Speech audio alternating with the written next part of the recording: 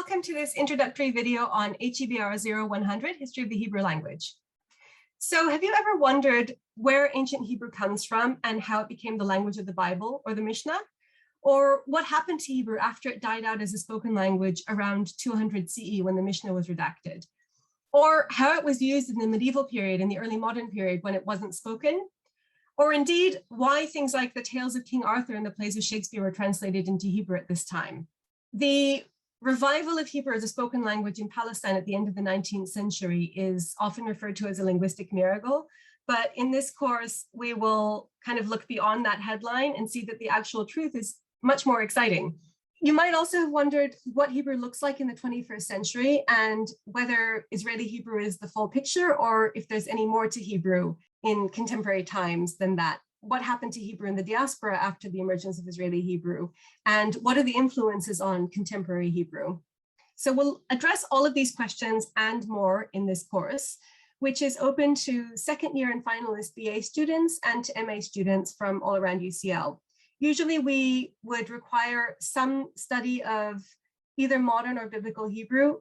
You don't have to be in an advanced level, you just need to know enough so that you can kind of find your way around basic concepts to do with Hebrew and read the Hebrew alphabet.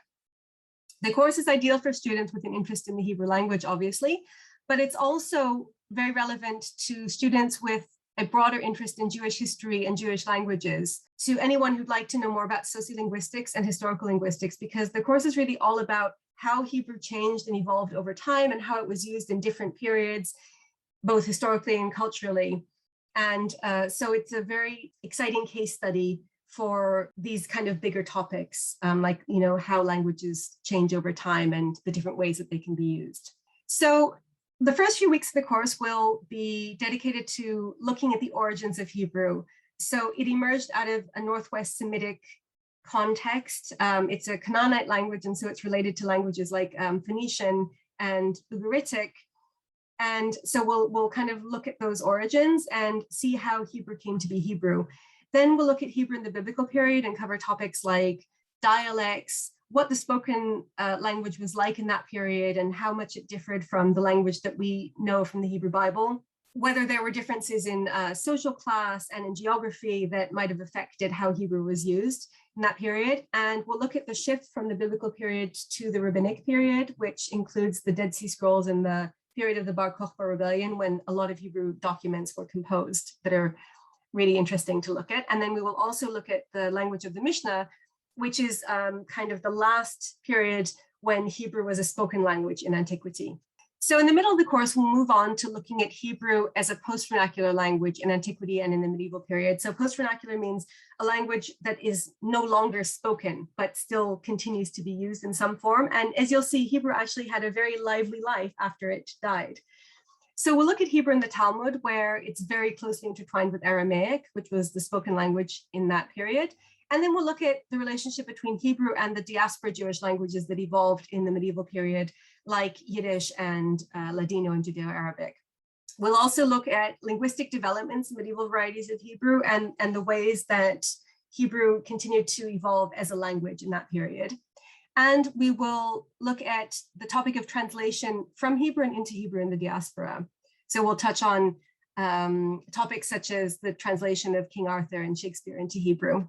We will then look at Hebrew as a language of modernity in the diaspora in the 18th and 19th centuries. So we'll examine the role of Hebrew in the Jewish Enlightenment and the emergence of whole new genres of Hebrew literature, like newspapers, novels, and popular science in Central and Eastern Europe. So for example, we have this translation of Don Quixote into Hebrew that was produced in the 1870s. And we'll look at the role of Hebrew in Hasidic society in Eastern Europe.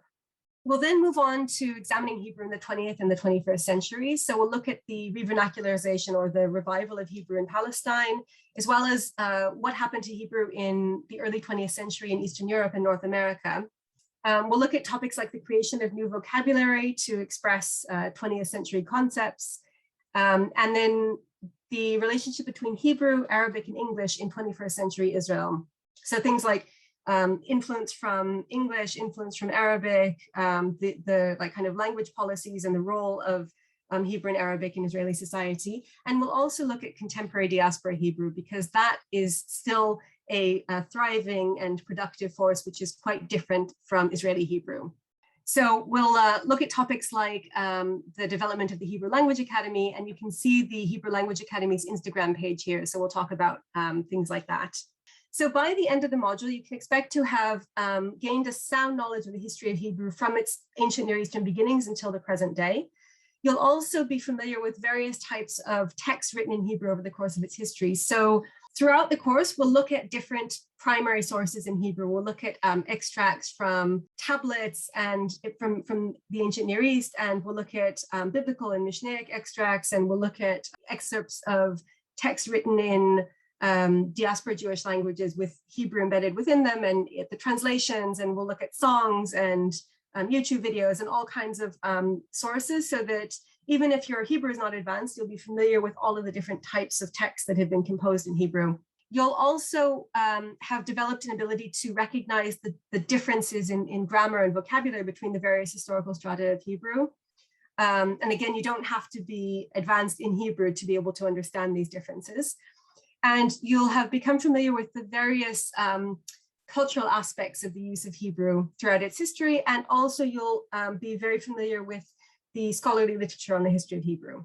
So throughout the course, we'll read articles and books by contemporary scholars working on various aspects of Hebrew, and you will become familiar with those. So that if you'd like to go on to do more research on any aspect of Hebrew throughout history, you'll have the tools necessary to do that. So I really hope to see you at the beginning of the year. And if you have any questions, please feel free to email me.